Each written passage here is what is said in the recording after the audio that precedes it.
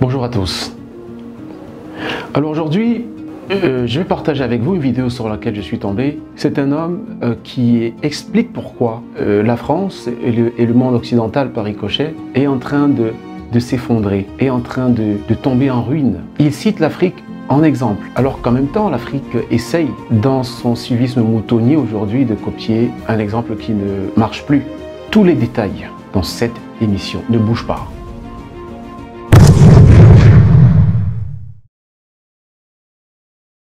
Merci de nous rejoindre sur cette émission. Attention, partagez, ça ne vous coûte pas grand chose, mais ça nous fait un bien fou. Alors je vous invite à regarder avec moi cette vidéo qui met le curseur sur le problème qui mine le monde occidental aujourd'hui, la France par ricochet. Alors, si ça vous dit, on va regarder la vidéo et la commenter ensemble. Bonjour à tous. La faiblesse de la France aujourd'hui, c'est pas celle de l'État, car objectivement, il a tous les moyens régaliens, notamment, on le voit aujourd'hui, pour endiguer sur quelques jours une telle contestation. Non, la faiblesse de la France, c'est sa nation. Plus de valeurs, plus de culture, plus d'identité, plus de religion, et plus de respect ni de l'histoire, ni de nos vieux. C'est pour cela qu'aucun pays européen ne pourrait vivre aujourd'hui ce que l'on vit à travers de tels événements. Car l'Espagne et le Portugal sont des nations, l'Allemagne est une nation, l'Italie est une nation, pour ne citer qu'elle, la Suisse aussi, la Belgique malheureusement beaucoup moins. La France n'est plus une nation, plus de culture ni de tradition. Elle n'est composée que de populations hétéroclites, bigarrées, qui ne s'entendent qu'autour du foot et de la Coupe du Monde, et qui se détestent fondamentalement, crucialement, socialement, ethniquement. Tout cela a été bien voulu. Alors, ce qu'il dénonce aujourd'hui, c'est certes le problème de la France, mais c'est aussi le problème de tous les pays, ou la plupart des pays qui ont été colonisés par la France, en Afrique notamment, où on a tendance à suivre ce courant à l'aveugle. On a l'impression que tout ce qui est fait en France est bon à copier. Et du coup, l'Afrique tombe dans les mêmes travers. Dans plusieurs pays, on a perdu la notion de nation. On a perdu nos valeurs fondamentales. On a perdu le sens de la tradition.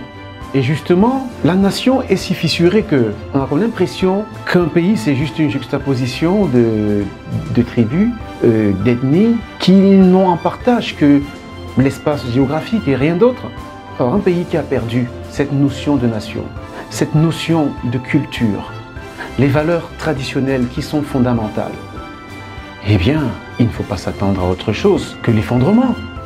C'est pas terminé, on regarde la suite de la vidéo.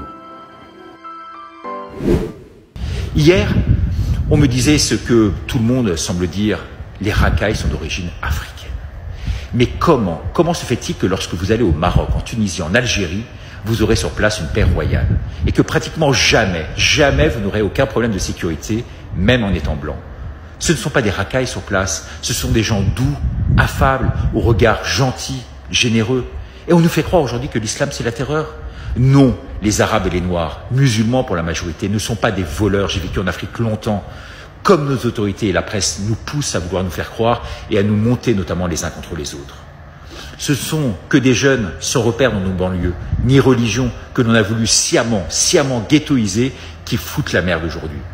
Vous pouvez vous balader à n'importe quelle heure aujourd'hui dans les rues d'Alger, de Tanger, de Marrakech, vous n'aurez donc aucun souci. Parce que ce sont des nations autour d'une vraie identité, d'une culture, d'une religion, d'une vraie justice qui tiennent, fédèrent les peuples et ne veulent en rien ce mondialisme. Ils luttent contre ça. En France, on a tué le spirituel. Leur guerre, elle est avant tout spirituelle. En France, nos racailles ne prient pas. Tout à fait. Parce que quand on parle de mondialisme, eh bien, qu'est-ce que le mondialisme si ce n'est une forme d'occidentalisation du monde? Parce que dans cette mondialisation, dans ce mondialisme, à bien y regarder, ce sont les valeurs occidentales qui sont dominantes. Comme il le dit si bien, l'Afrique lutte. Même si je me rends compte que ça et là, parfois, pour des intérêts égoïstes, certaines personnes commencent à céder à cette pression. La domination du monde est culturelle. C'est ce qu'on appelle le soft power. Quand vous êtes dominé culturellement, eh bien vous consommez tous les produits qui sont issus de cette culture. Et c'est cette culture qui va gagner de l'argent. C'est le pays d'origine de cette culture qui va gagner de l'argent, n'est-ce pas? Tout ça est fait exprès. Et il faut donc que l'Afrique comprenne qu'elle ne doit pas suivre le changement à l'aveugle. L'Afrique doit garder ses valeurs, l'Afrique doit garder son identité, comme j'aime à le rappeler. Vous voyez les conséquences de se laisser aller sous les latitudes occidentales. Vous voyez les conséquences du rejet de la spiritualité, le rejet de Dieu. Parce qu'un pays où il n'y a pas de religion, où on ne croit pas à un être absolu, l'être humain est perdu parce qu'il se prend pour Dieu. Et il se retrouve à un moment confus parce que quand il a des problèmes qui le dépassent, il n'a personne à qui se confier, vu qu'à ses yeux, il est son propre Dieu. Et ça produit des enfants rois, difficiles à maîtriser, qui ne respectent plus l'autorité parentale. L'Afrique a compris qu'il faut s'attacher aux fondamentaux. Nous sommes au XXIe siècle, c'est vrai. Nous ne sommes pas au Moyen-Âge, c'est vrai. Mais j'ai envie de vous poser une question. Existe-t-il des choses qui se faisaient depuis la nuit des temps qui sont encore valables aujourd'hui? Si la réponse est oui, il faut comprendre une chose. L'essence ne change pas, la nature ne change pas, les fondamentaux ne changent pas. Et le changement n'est pas le progrès. Parce qu'on peut changer négativement. Vouloir remplacer le père, c'est pas un progrès. Vouloir masculiniser la femme, c'est pas un progrès. C'est un changement qui malheureusement s'oppose à notre essence. C'est pour ça qu'il y a autant de confusion, de troubles, parce que l'être humain ne sait même plus qui il est à la fin de la journée. À cause de la déformation des valeurs fondamentales. On va regarder la suite et la fin de la vidéo. C'est donc la laïcisation de cette société française, c'est le manque de repères et de valeurs, ce sont les drag queens élyséennes, ce wokisme à la con, voulu par nos dirigeants, qui souhaitent nous l'imposer, qui créent sous couvert de relents mondialistes et de GOG. GOG, c'est gouvernement d'occupation globaliste. Toutes ces fractures que l'on connaît en France aujourd'hui et nulle part ailleurs en Europe. Alors que faut-il faire?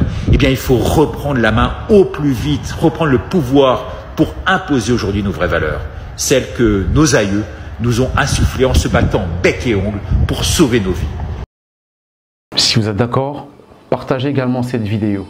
J'aimerais conclure en disant que tous les changements ne sont pas bons à prendre. Il y a un proverbe qui dit que lorsque tu ne sais plus où tu vas, souviens-toi d'où tu viens. Souviens-toi d'où tu viens, c'est restaurer les valeurs fondamentales qui ont fait que le monde est resté en équilibre depuis la nuit des temps. L'autorité doit reprendre le dessus. Parce que sans autorité, l'humanité se perd dans le bordel.